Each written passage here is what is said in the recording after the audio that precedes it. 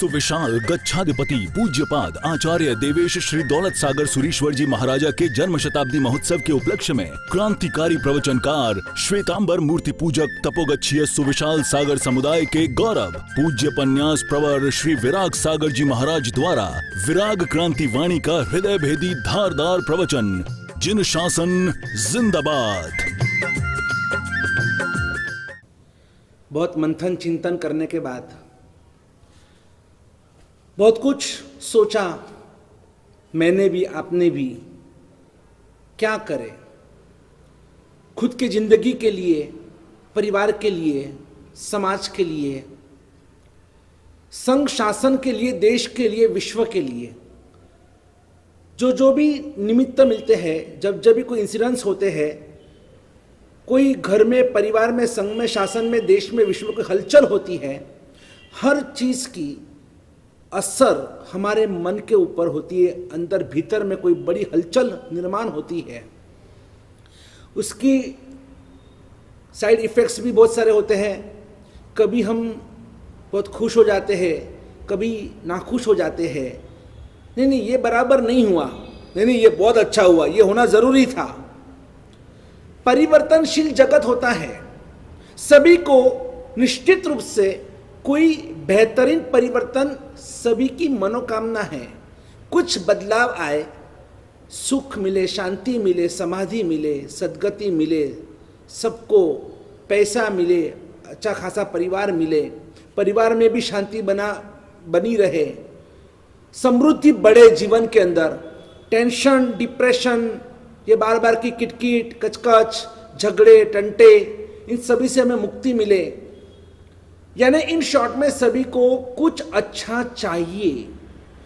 आज जो वर्तमान परिस्थिति है, चारों तरफ जिस तरह से अशांति के बादल मंडरा रहे हैं और जहां जहां भी हमको शांति दिख रही है, अफसोस कहने में मुझे अफसोस हो रहा है कि जहां जहां भी थोड़ी बहुत भी शांति दिख रही है, वो शांति असलियत में शांति नहीं है, वो सच्ची शांति नहीं है, वो स्मशान की शांति है। और जो स्मशान की शांति होती है ना, स्मशान की शांति का कोई मतलब ही नहीं, कोई मीनिंग ही नहीं है, वो मीनिंगलेस है, क्योंकि वो स्मशान की शांति है। उसमें भी कोई दर्द रहा हुआ है, कोई दुख रहा हुआ है, उसमें भी कोई डर रहा हुआ है, और ऐसी शांति को हम शांति कह भी नहीं सकते हैं। और इसलिए आज हर कोई व्यक्ति चाहता है, हर कोई व्यक्ति चाहता है कि एक वापिस इस वर्तमान युग के अंदर एक भगवान महावीर का जन्म हो। वर्तमान को वर्धमान की आवश्यकता है, और ऐसे स्तवन हम ललकारते हैं। आज वर्तमान में वर्धमान की आवश्यकता है, वर्तमान में गौतम बुद्ध की आवश्यकता है, वर्तमान में गौतम स्वामी जी की आवश्यकता है, वर्तमान में वापिस एक शिवाजी पैदा होने चाहिए, एक महाराणा प्रताप पैदा होने चाहिए, कुमारपाल महाराज पैदा होने चाहिए। हर कोई चाहता है एक भगत सिंह, एक सुभाष चंद्र बोस, चंद्रशेखर आजाद पैदा होने चाहिए। लेकिन ट्रेजेडी इतनी ही है, दुख और खेद इसी बात का है, हर कोई चाहने वाला कि भगत सिंह पैदा हो, लेकिन मेरे घर पर नहीं, मेरे बाजू वाले के घर पर। हम अपना सोच रहे, अब आपका सोच रहे, मैं मेरा नाम कैसे, वो सोच रहे, अब आपका नाम कैसे, वो सोच रहे। और इसीलिए ना तो हम भगवान महावीर के नाम से कुछ कर रहे हैं, ना हमने जिन शासन के नाम से कुछ कर रहे हैं, ना हम अपने राष्ट्र के नाम से कुछ कर रहे हैं। सब अपनी अपनी खिचड़ी पकाने में बैठे हैं। सभी को इंटरेस्ट क्या है? एक ही बात का इंटरेस्ट है, मेरी गुडविल, मेरा नाम, मेरी कीर्ति कैसे फैले, लोग मुझे चाहे, मेरा नाम, मेरा हर जगह पर, हर होठ और हर हइये के अंदर बस मैं और मैं और मैं। बस याद तो करो हमारे महापुरुषों को कि जिन्होंने बिना नामना, बिना कामना, कोई कीर्ति नहीं, कोई मोह नहीं, कोई लालच नहीं, और बिना लालच और सिर्फ अपना कर्तव्य समझकर, और उन्होंने जो भी योगदान दिया, जो बलिदान दिया, जो अनुदान दिया, सच में उन्हें सैल्यूट करने की आवश्यकता है। हम तो सिर्फ और सिर्फ अपने बस देखो, जब भी कोई भी प्रोग्राम रखा जाता है, कोई अनुष्ठान रखना होता है, कोई जाहिर प्रवचन रखना है, कोई शिविर रखनी है, या तो कोई वरघोड़ा रखना है, या कोई बड़ा बड़ा पूजन रखना है, कुछ भी रखना है, तो 100 बार सोचना पड़ता है। अरे भैया तिथि नहीं, आज तो मंगलवार है, भले 14 से, भले पूनम है, भले बेस्ता महीना है, लेकिन आज तो चालू दिन है, आज चालू दिन में कौन आएगा भाई? सबको बुलाना है तो एक काम करो, ये कार्यक्रम रविवार को रखो, पूजन रखना है रविवार को, वरघोड़ा निकलना है रविवार को, अगर शिविर रखनी है तो रविवार को, कोई बड़ा कोई भी कार्यक्रम रखना है तो रविवार रविवार रविवार। क्यों भाई, क्यों रविवार? छुट्टी का दिन है। हाँ, इससे भी नहीं चलेगा। रविवार सभी को इकट्ठा करने के लिए 2 बार चाहिए, या तो रविवार या तो जमनवार। किसी को बस खाना, सबको बिना खाना कोई प्रोग्राम ही नहीं हो रहा है हमारे यहाँ पर, या तो बस सबको कोई भी प्रोग्राम रखो, खाना तो मस्त हो गया है। दादा की वर्षगांठ है, देखो दादा की सालगिरह के अंदर कितने लोग आए, देखो तो 200 300 500, और भोजन करने के लिए कितने 5000 7000 10,000 लोग आ जाते हैं। यानी आप जिसके निमित्त से भोजन रखा है, उस निमित्त में आप क्या कर रहे हो? भगवान का मुंह भी नहीं देखते, लोग खाने के लिए चले जाते हैं। या तो हमें प्रभावना में इंटरेस्ट है, या तो हमें चमनवार में इंटरेस्ट है, बस यही हम कर रहे हैं। या तो कई लोग तो टाइम पास करने के लिए प्रवचन में आते, शिविर में आते हैं, परिवर्तन कुछ करना नहीं है, और पीछे बैठे बैठे खुद तो डिस्टर्ब होते, दूसरों को भी डिस्टर्ब करते रहते हैं। ऐसे लोगों से कभी हमारे समाज का या घर का, परिवार कभी उद्धार नहीं होगा। कुछ परिवर्तन लाना जरूरी है। आज कहां जा रही है हमारी युवा पीढ़ी, कहां गई हमारी बच्चों की छोटी सी, ये हमारे नन्हे मुन्ने बच्चे जो भविष्य के सितारे हैं, जिसे हम लिटिल स्टार्स कहते हैं, आज वो हमारे बच्चे किस दिशा में आगे बढ़ रहे हैं, हमें कोई फिक्र नहीं, कोई चिंता नहीं। हम लोग कोंकण में थे, कोंकण में, और एक गांव की मैं आपको घटना बताता हूं। उसके पिताजी, उस छोटी सी 6 साल की बच्ची थी, और उसके पिताजी मेरे साथ में विहार में चलते चलते हम लोग आगे बढ़ रहे थे, और उसमें एक घटना उन्होंने मुझे बताया कि गुरुदेव, मेरी छोटी सी 6 साल की बच्ची, और एक दिन गुरुदेव वो टीवी देख रही थी, टीवी देखते देखते अचानक उसके मुंह में से जो शब्द निकले ना, सुनकर हम तो हैरान हो गए। एक छोटी सी 6 साल की बच्ची क्या बोल रही है। उसने एक दृश्य देखा कि कोई एक लड़की थी, और वो लड़की, उसको उल्टियां हो रही थी, और वो छोटी सी लड़की कहती है, और उसने कमेंट्स पास किया कि देखो पापा, अब इस जो लड़की को जो उल्टी हो रही ना, अब इसको बच्चा होगा। एक छोटी सी 6 साल की उम्र के अंदर उस बच्ची ने कितना कुछ देख लिया कि उसने मन में वो ग्रंथि बांधी, जब भी उल्टियां होती है किसी भी लड़की को, उसके बाद उसको बच्चा होता है। ये छोटे बच्चे के दिमाग के अंदर कैसे हमने ये दुर्बुद्धि डाल दी है। उनको इडियट बॉक्स से टीवी के सामने बिठा दिया। पहले लोग बोलते थे गणपति बाप्पा मोरिया, और आज लोग कहते हैं टीवी बाप्पा मोरिया। ये क्या हो गया है, ये क्या हो गया है? मुंबई की घटना मैं आपको सुनाता हूं। और एक लड़के, मैं गोचरी वर्णे के घर पे गया, और वहां पर एक मम्मी अपने बच्चे की फरियाद कर रही थी। उस मम्मी ने उस बच्चे से कहा, देखो महाराज साहब, ये बच्चा है ना, बिल्कुल सुनता नहीं है, बिल्कुल सुनता नहीं है, हार्डली होगा 7 से 8 साल का बच्चा होगा, और वो इतना छोटा बच्चा। और मैंने उसको कहा कि आप मम्मी को परेशान करते हो, आप अच्छा नहीं कर रहे बेटा, आपको मम्मी को बराबर, आपको obey the orders of your parents, आपको मम्मी पापा की आज्ञा का पालन करना चाहिए। हमारे देखो, हमारे महापुरुष कैसे थे, हमारे रामचंद्र जी कैसे थे, माँ बाप की आज्ञा के लिए तो वनवास भुगत लिया। और ऐसे से मैंने उसको थोड़ी देर अच्छी अच्छी कहानियां सुनाई वहाँ खड़े खड़े शॉर्ट में। तो वो बच्चा बोला, ठीक है गुरुदेव आप बोल रहे बराबर है, लेकिन क्या करूं? अभी मैंने कहा कम से कम इतना तो करो, माँ बाप को प्रणाम तो करो। आप करते हो क्या? बोले नहीं, मेरे माँ बाप के पैर नहीं छूता हूँ। बोले ये संस्कार तो आप में होने चाहिए, आप जैन हो, आप संस्कारी घर से हो, तो कम से कम आपको मम्मी पापा के पैर छूने चाहिए। तो मम्मी ने कहा नहीं साहब जी, वो रोज नहीं छूता है, जब एग्जाम होती है ना तब बच्चे आते पैर छूने के लिए कि मम्मा आशीर्वाद दो, आज एग्जाम है। तो मैंने कहा देखो, मम्मी आपके लिए रोज रसोई बनाती कि नहीं बनाती है?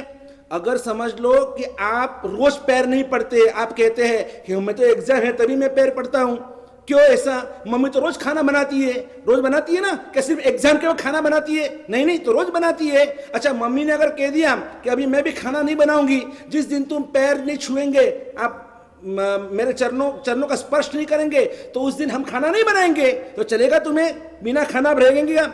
उस बच्चे ने मुझे कहा, मुझे कहता है गुरुदेव आप चिंता मत कीजिए, अब तो क्या है, एक फोन कर दो और जोमेटो में ऑर्डर दे दो तो पार्सल घर पे आता है। मम्मी की क्या जरूरत है? एक छोटा सा 7-8 साल का बच्चा कहता है कि अब मम्मी की कोई जरूरत नहीं, पापा की कोई जरूरत नहीं है, अब मेरा भविष्य मेरे हाथ में है, मैं तो जोमेटो में ऑर्डर कर दूंगा, पार्सल घर पे, होम डिलीवरी घर पे आ जाती है।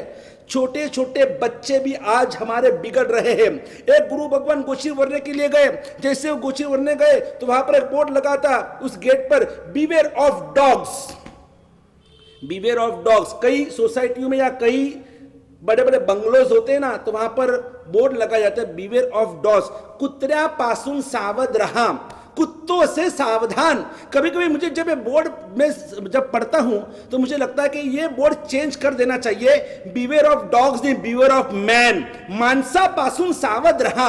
क्योंकि कुत्ता तो वफादार है, इंसान तो कितना बेवफा बन चुका है कि ना तो वो अपने परिवार का रहा है, ना अपने न पति पत्नी का रहा है, ना पत्नी पति की रही है, ना बच्चे माँ बाप के, ना माँ बाप बच्चे के, कोई फ्रेंड सर्कल में भी वही चल रहा है, सब एक दूसरे के साथ धोखाबाजी कर रहे हैं, सब एक दूसरे का विश्वासघात कर रहे हैं। और यही तो आज पूरे संसार के अंदर चल रहा है कि आपका मोबाइल हो, आपका मोबाइल आपका भाई टच नहीं कर सकता है, पति का पत्नी मोबाइल टच नहीं कर सकती है, पत्नी का मोबाइल पति टच नहीं कर सकता है। हर जगह पर अंधाधुंधी, हर जगह पर आपको यही देखने को मिलेगा। कोई आज किसी के ऊपर भरोसा नहीं रहा है, सबने अपने अपने पासवर्ड और कोडवर्ड सेट करके रखे हैं। माँ बाप भी अपने बच्चों के मोबाइल में कुछ नहीं बिगाड़ सकते क्योंकि सब उसमें पासवर्ड सेट करके रखे हैं। माँ बाप के हाथ में मोबाइल आ भी जाए ना तो भी वो लॉक कुछ खोल नहीं सकते हैं। यही तो आज की हालत हमारी हो चुकी है। और वो जो बोर्ड लगा हुआ था बीवेयर ऑफ डॉग्स, तो भी महाराज जी ने कहा कि वो भाषा बहुत बहुत विनती कर रहे थे, चलो आज जाके आता हूं। इतनी विनती थी, एक बार जाके तो आता हूं। अभी आया हूं इतना दूर, 2 किलोमीटर उपाश्रय से दूर, और वो गुरुदेव तो भी हिम्मत कर अंदर गए तो कुत्ता था नहीं वहां पर तब, लेकिन जैसे अंदर गए तो दरवाजे बंद थे, बड़े बड़े दरवाजे थे उस बंगलो के। तो महाराज साहब जी ने वो डंडे से दरवाजा बजाया, किसी ने खोला नहीं। आखिर बोले जान दो, अभी कोई खोल नहीं रहा तो मैं निकल जाता हूं। एक बार फिर भी एक बार जोर से बजा तो डंडे से एक बार ठोका, क्योंकि अभी तो क्या आजकल डबल दरवाजे होते हैं और डोरबेल तो बजाना हमारे निषेध है, हम डोरबेल तो बजा नहीं सकते हैं इलेक्ट्रिसिटी के कारण। इसलिए जैसे महाराज साहब ने दरवाजा थोड़ा जोर से उन्होंने नॉक किया और उतने में धीरे से दरवाजा खोला। जैसे दरवाजा खुला और एक छोटा सा नन्हा मुन्ना बच्चा हाथ में रिवॉल्वर, वो बंदूक लेकर खड़ा था, और जैसे हाथ में बंदूक लेकर उसने तुरंत गुरुदेव को सामने देखा और गुरुदेव ने उसको देखा, उसने गुरुदेव को देखा और नजर से नजर मिली। गुरुदेव ने कहा भैया ये क्या रिवॉल्वर लेकर, ये बंदूक लेकर, क्या खिलौने की बंदूक थी हालांकि, लेकिन वो ऐसे बंदूक लेकर तान कर खड़ा था। गुरुदेव ने पूछा क्या कर रहा है भैया? तो उस बच्चे ने गुरुदेव से कहा मेरे अंगने में तुम्हारा क्या काम है। गुरुदेव को एक बच्चा ये गीत सुना रहा है कि आप मेरे आंगन में क्यों आए, मेरे आंगन में तुम्हारा क्या काम है। और अंदर देखो तो डिस्को चल रहा था, और ये दृश्य देखकर महाराज साहब जी के आंख में आंसू आ गए।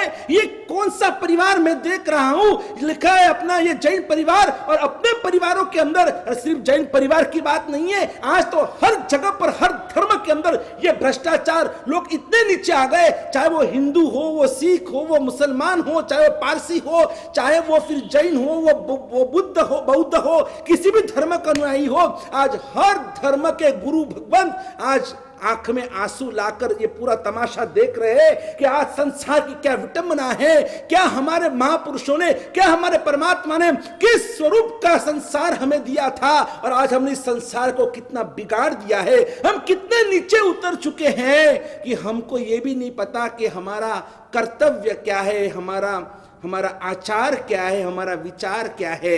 हमें गुरुदेव को मथेनो नामी, गुरुदेव पधारो, उनको पधारो कर उनको आमंत्रण देना चाहिए। और यहाँ पर बच्चा ये कहता है कि मेरे अंगने में तुम्हारा क्या काम है।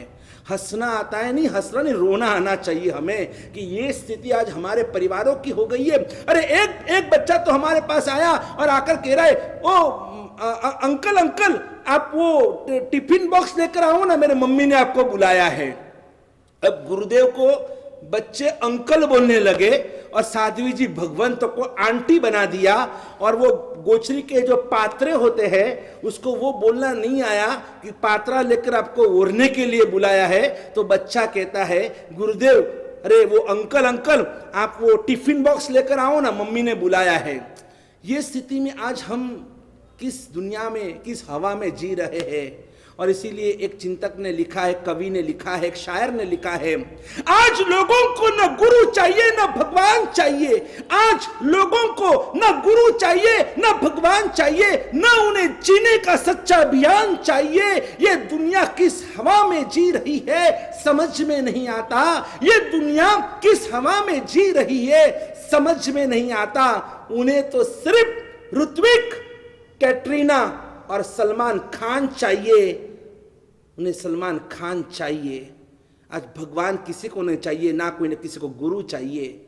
और ऐसी स्थिति में क्या होगा हमारा भविष्य, हमारे देश का क्या, हमारी संस्कृति का क्या, हमारे धर्म शासन का क्या, हमारे पर्युषण पर्व का क्या। किसी को सूत्र नहीं आते, किसी को गुरु वंदन नहीं आते, किसी को पचखान नहीं आते, किसी को कोई विधि नहीं आती है। ऐसी स्थिति में हमें जागना होगा, सभी को जगाना होगा। इसी भावना के साथ जय गिरिराज, जय आदिनाथ, जय गुरुदेव। बोला पूज्यपाद वर्तमान गच्छादि आश्रम दौलत सागर सुरेश्वर जी महाराज की जय हो। टाणा निवासी मातोश्री जसुमतीबेन प्रतापराय शाह परिवार, सुपुत्र मनीष भाई, पुत्रवधू सौभाग्यवती रूपाबेन, पौत्र आदि, पौत्री खुशी, मुलुंड झवेर रोड। सांडेराव निवासी मातोश्री देवीबेन कपूरचंद धोका परिवार, बार्शी वाले, सुपुत्र कमलेश भाई, पुत्रवधू कविताबेन, पौत्र विरल, पौत्री एकता विधि, आदिनाथ सोसाइटी पुणे। संघवी श्री विनोद भाई दीपचंद शाह परिवार, धर्मपत्नी स्वर्गीय प्रवीणाबेन, सुपुत्र पंकज प्रशांत, पुत्रवधू सौभाग्यवती अनीता, सौभाग्यवती रूपाली, सुपुत्री सौभाग्यवती स्वरूपा, नितिन कुमार वोरा, पौत्र पौत्री सिद्धार्थ, श्रेणिक तन्वी ऋचा, पौत्रवधू सौभाग्यवती अबोली सिद्धार्थ शाह, फर्म दीप धर्म साड़ीज बारामती। शिवगंज निवासी मातोश्री नेनुबाई कपूरचंद जी बोराणा परिवार एवं मातोश्री रतनबेन अमृतलाल जी बोराणा परिवार, मुंबई खेतवाड़ी। मंडार निवासी संघवी नरेंद्र कुमार मिलापचंद जी बोकाड़िया, धर्मपत्नी श्रीमती सुशीलाबेन, सुपुत्र सूरज, पुत्रवधू काजल, सुपुत्री नीतू चिराग जी भोलतरिया, निशा अमित जी कोठारी, निकिता तरंग जी मरड़िया। लिटिल स्टार्स आरवी आरुष, रियांश, सांझ, विवांश, युग और वियाना, शंकर शेठ रोड पुणे। पूज्य साध्वी श्री चैतन्य पूर्णा श्री जी महाराज की संसारी बहनें, सौभाग्यवती शारदाबेन, सौभाग्यवती रंजनबेन, सौभाग्यवती पुष्पाबेन, सौभाग्यवती पिंकीबेन, सौभाग्यवती ममताबेन परिवार पुणे।